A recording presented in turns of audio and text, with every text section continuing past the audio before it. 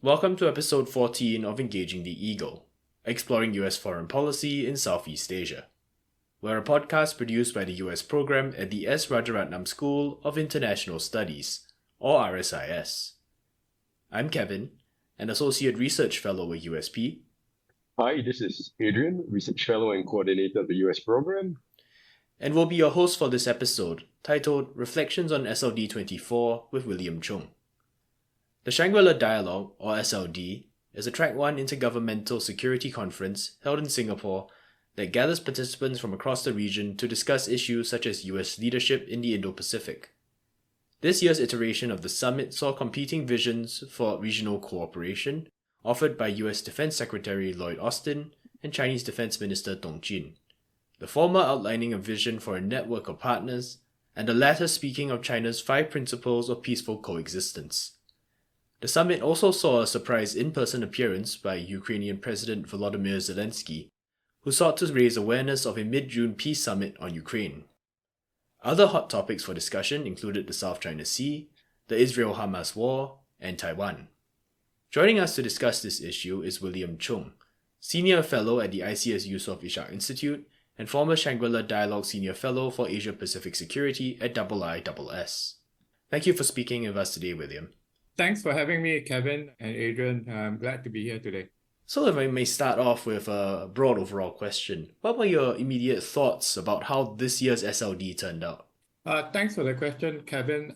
I think overall, as expected, it was a success in terms of the deliverables, just the participation and the level of dialogue. I mean, just to go through some of the facts, 580 delegates, 3,000 people in all, including, officers and attending and accompanying officials that were together with the principals, the defense ministers, close to 100 bilaterals, and that's not counting minilaterals. That really gives new depth to the meaning that the dialogue is what you call a speed dating format.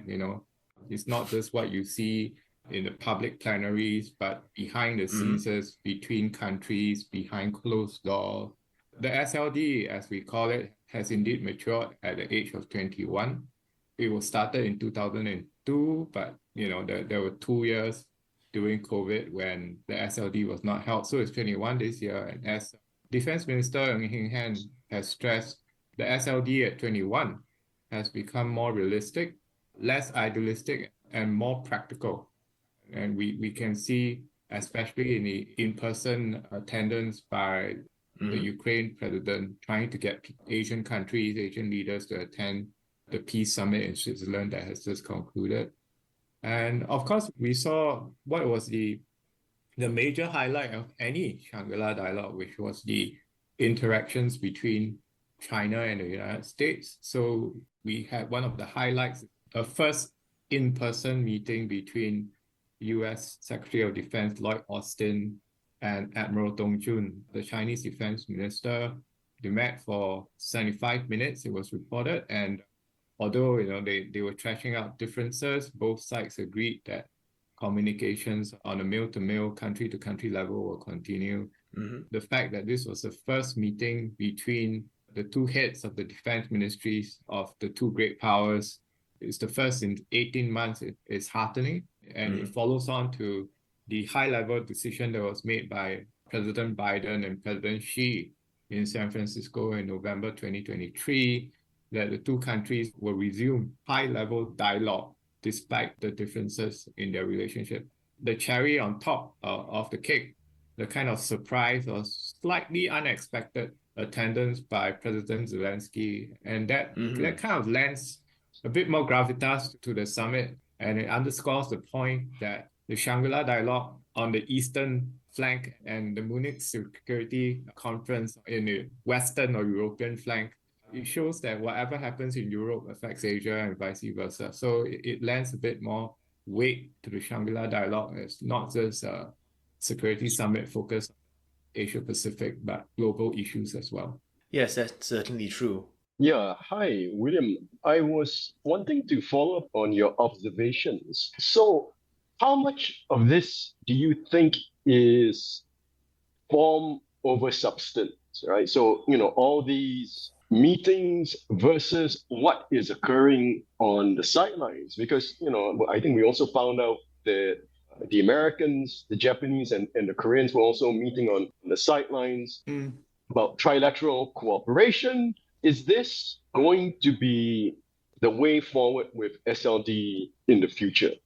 That we're also going to see, right, not just a region-wide security dialogue, but the proliferation of multilaterals? Yeah, that's a great question, Adrian. Just to walk us back a little, we've had many of these so-called mini dialogues or mini laterals. The trilateral that you're talking about is between the US, Japan, and the Republic of Korea.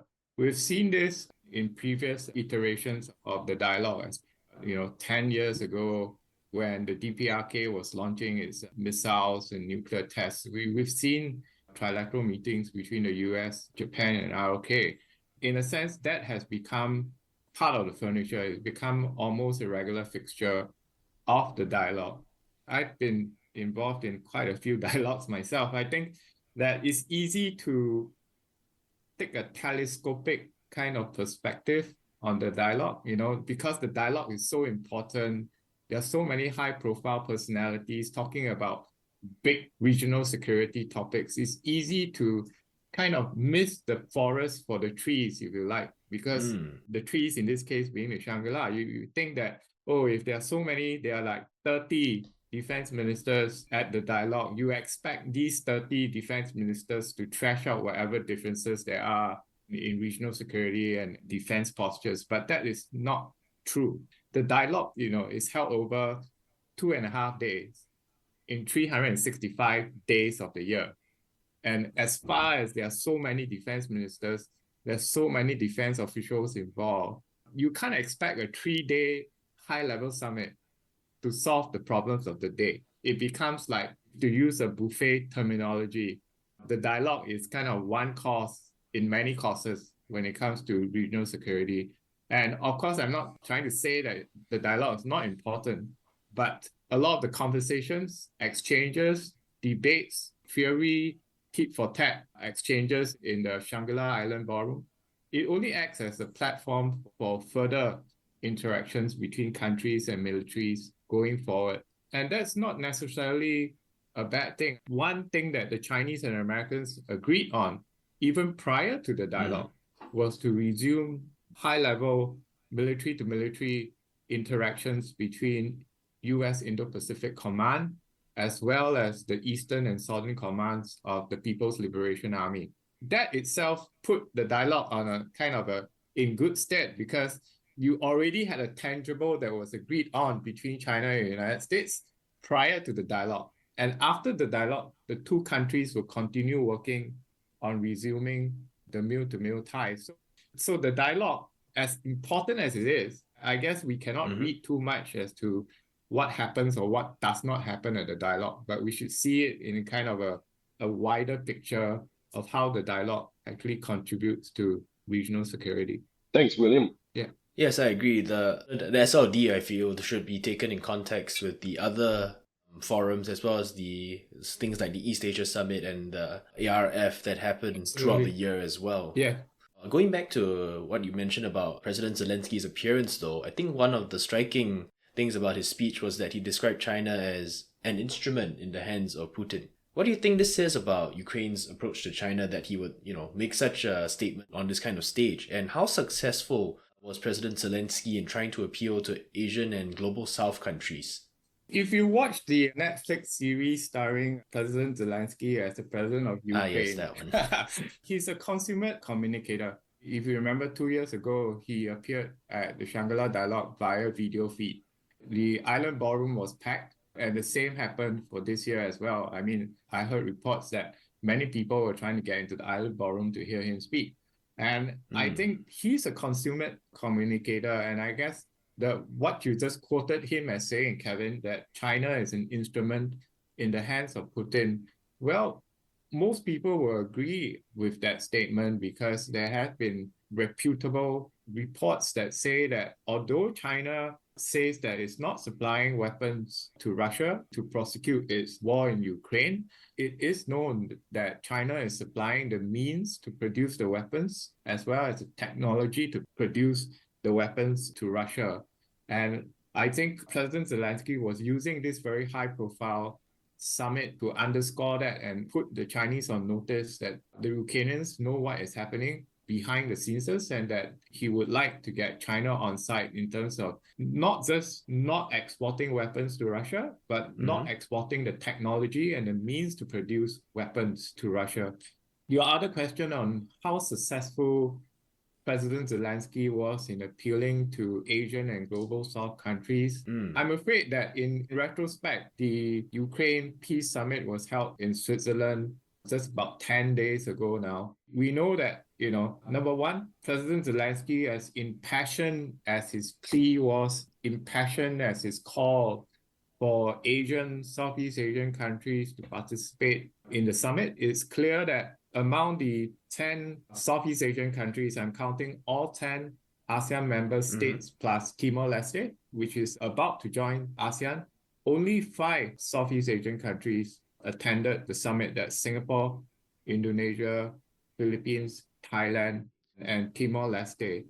Among these 5 countries, Thailand and Indonesia refused to sign the communique. So if you look at it, broad sweep, I'm afraid that President Zelensky wasn't very successful in trying to appeal to Asian countries to attend the peace summit. At any rate, if you read the communique that came out of this peace summit, it was rather limited in scope because it was talking about the need to protect the safety and integrity of nuclear energy and nuclear installations in Ukraine and calling on both sides to complete an exchange of their POWs, their prisoner of war. So in fact, the short-term goal of the communique from the peace summit was aiming at a ceasefire, which is kind of a no-no for Ukraine and most Western countries, including the United States, simply because you can't have a ceasefire before Ukraine stops defending itself. So, overall, it was a mixed bag for President Zelensky, despite all the star power that he brought to the dialogue. Yeah. Hi, William. I was wondering if we could pivot to another sort of appearance at the SLD, one by President Ferdinand Bambang Marcos, who gave the keynote address at this year's SLD, right? And of course, unsurprisingly, his speech focused on the South China Sea, tensions in the South China Sea. And given what has happened since then, especially at Second Thomas Shaw, how are we to interpret Marcos's speech, especially about the US-Philippines Mutual Defense Treaty? That's a great question. That would probably take us about 75 minutes to answer. But I'll try my best. So just to take a step back, I don't think the Chinese were too happy with the fact that President Marcos was invited as a keynote speaker at the conference. But I think that just given the alignment of the stars, just the fact that he was been recently elected, that it was a good time to invite the Philippine president. And I think he was on target in terms of saying that it will be an act of war if a Chinese-Filipino altercation led to a death of a Filipino citizen. And I think he was very clear about that. The problem is, again, it harks back to what I said earlier, Adrian, about you can't solve everything at a Shangri-La Dialogue as impassioned as your arguments are, simply because there are gray areas in the Mutual Security Treaty between the Philippines and the United States. Of course, the United States has gone all out to stress that the maritime areas that the Philippines is overseeing, the EEZs, its contiguous zones, fall under the treaty. And that's a very clear deterrent signal to China that the US will be engaged if it comes to blows, if we go up the escalation ladder between the Chinese and the Filipinos. But we all know that in these treaty documents, Article 5, it basically says that in the event of an attack on either ally, that the two allies will, undertake consultations to decide on the steps they should take. So it's put in very broad language, right? And because it's put in very broad language, President Marcos is trying to kind of emphasize that, well, given the broad language, this is what's going to happen. If there's a death of a Filipino citizen, well, the Philippines will have to take more desperate measures, and almost by logical extension, you have to say that the Americans will have to invoke Article 5 to defend the Philippines. The problem is that even in this very pretty logical lattice work that we have, where the Philippines could see an attack, a death of a Filipino citizen, the US should be compelled to intervene on behalf of the Philippines. We see that what China is good at doing is what we call gray zone interventions, right? Which are coercion, the use of force, prevention of resupply on Second Thomas Shoal, that doesn't trigger that Article 5 nuclear option. So we've known that since about August last year, the Chinese Coast Guard ships have been using water cannon on their Filipino counterparts. And quite recently, the Chinese have boarded what you call Filipino rigid inflatable boats, and boarded them with knives, machetes, and pickaxes to disrupt the resupply mission to the Filipino troops on Second Thomas Shoal. And we can just continue on this, what you call miserable mixture of Chinese coercion, Philippine protests, without any resolution, because as we know, it's still under that threshold of escalation, of conflict. And this can go on indefinitely. And the Philippines knows that in such a no man's land, if you like, in the gray zone, there's very little that the Philippines can do to actually compel the United States to defend against, a Chinese attack with machetes and knives. So analysts like yourself and myself, Adrian, have been talking about whether the Philippines could station unmanned underwater vehicles, would station bigger ships around Second Thomas Shoal to kind of deter the Chinese from such gray zone tactics. But of course, these are just suggestions. It's up to the Filipinos to decide on the eventual options that they want to have.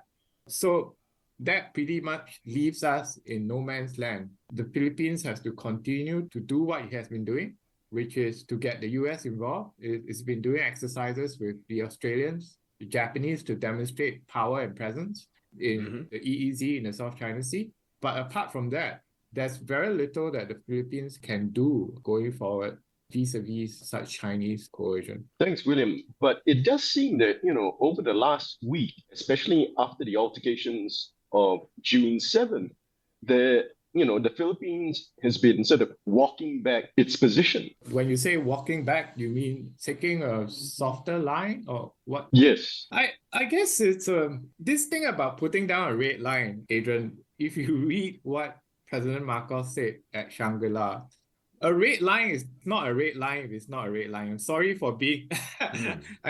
for being slightly anal about this. But the fact that he said that a death of a Filipino citizen is almost certainly a red line, that doesn't constitute a red line. I'm sorry to say this, but if you don't make your red lines clear, we know in the logic of deterrence, it's not going to work. And for credible deterrence, it needs to be a deterrent threat that is capable. You're capable of carrying out. You're communicating it to the target to be deterred.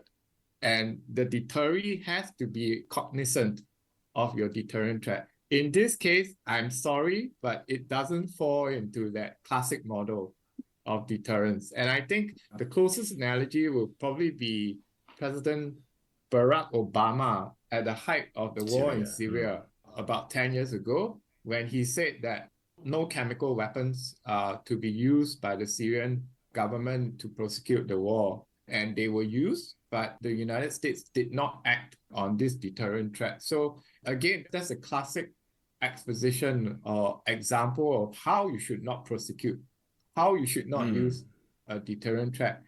That said, to answer your question, Adrian, about the Philippines softening its line, we have to be more forgiving about the Filipinos. I mean, they are stuck in a bad position. I told you about, the intricacies of Article 5 and American intervention. And at the same time, there must be very vigorous debates in the Philippine national security establishment. One end will be, we want to get the American allies involved at all costs.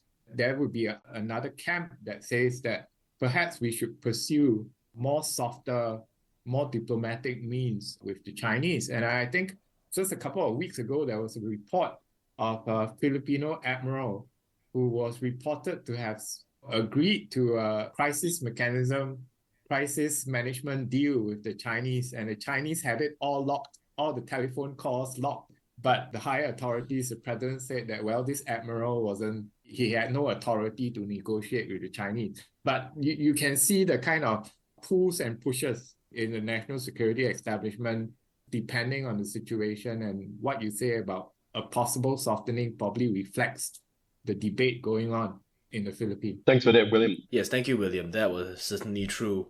But one of the things that I noticed during the SLD, speaking of the Chinese especially, is that Chinese defense officials, once again this year, they turned out in force at just about every single panel, right? They're sitting in the front row, asking questions during every session. I mean, I was sitting at the session about the Asia-Pacific Regional Security Assessment, and one official even accused the authors of bias because of a supposed overly large focus on China in the report. In your opinion, what purpose do these kind of questions serve? Thanks for that question, Kevin. Being an editor of the Asia-Pacific Regional Security Assessment myself, I would take it as a badge of honor that the editors have been accused of bias. And let me explain why. Every discussion about regional security, Asia-Pacific security, it wouldn't be a robust discussion, it wouldn't be a robust debate without including China. Simply because China is a 600-pound gorilla in the neighborhood. You can't discuss any issue about regional security without including China. I've looked at this year's regional security assessment. Some of the topics: great power competition, the value of alliance and partnerships, and the impact of advanced and emerging technologies for regional security.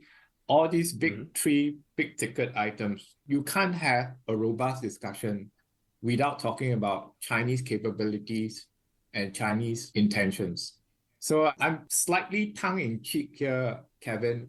I'm not sure if the Chinese have been tracking the past editions of the APRSA, in the sense that even in my time when I was the editor of the volume, there was a very heavy on China, and for the same reasons that I have just discussed with you, Kevin, which that you can't have a robust discussion about Asia-Pacific security without including China. But to give all credit to the Chinese, you cannot not expect the Chinese to come up swinging the way they did.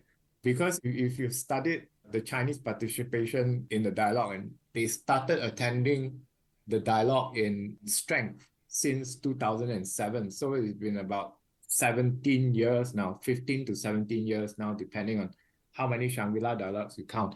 They've always known that the SLD is a summit that you have to participate in, whether you like it or not.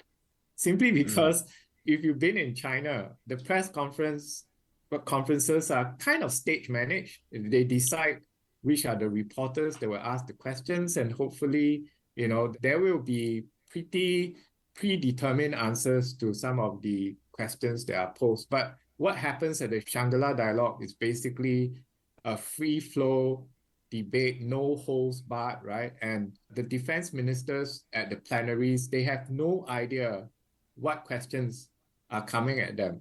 So the Chinese come really prepared.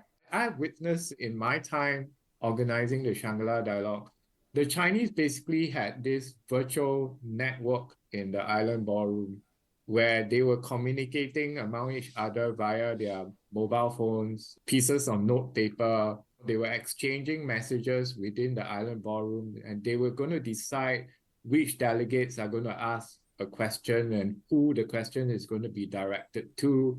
And this year, we've seen that the Chinese have upped their game. In addition to coordinating their responses in a public plenary, they've also organized kind of media briefings on their own and conducted in the Chinese language, which they are more comfortable with. They've arranged interviews with journalists. And basically, they've tried, for want of a better term, to conduct a Shangri-La dialogue with Chinese characteristics, if you like. They're trying to inject their own narrative, interpretation, and spin on regional security as they see it. And bully for them. I mean, it's like it shows that despite the fact that it can be uncomfortable to answer questions that are unplanned or are unprepared for from the floor, the Chinese do come really well prepared. And the fact that they come so well prepared is testament to the fact that of the importance and weight of the dialogue itself. And I think on balance, that's a good thing. That's certainly true. Thank you. One thing I find interesting though is that because when the camera, especially in those virtual sessions, when it pans to the audience, you see sometimes the Western delegates kind of roll their eyes, look at each other, a smirk whenever there's a question from the Chinese officials. But maybe for the regional delegates, especially, that might seem a little condescending or arrogant. Yeah, that's a great observation. I think we all love it when the camera pans to the delegates and their facial expressions.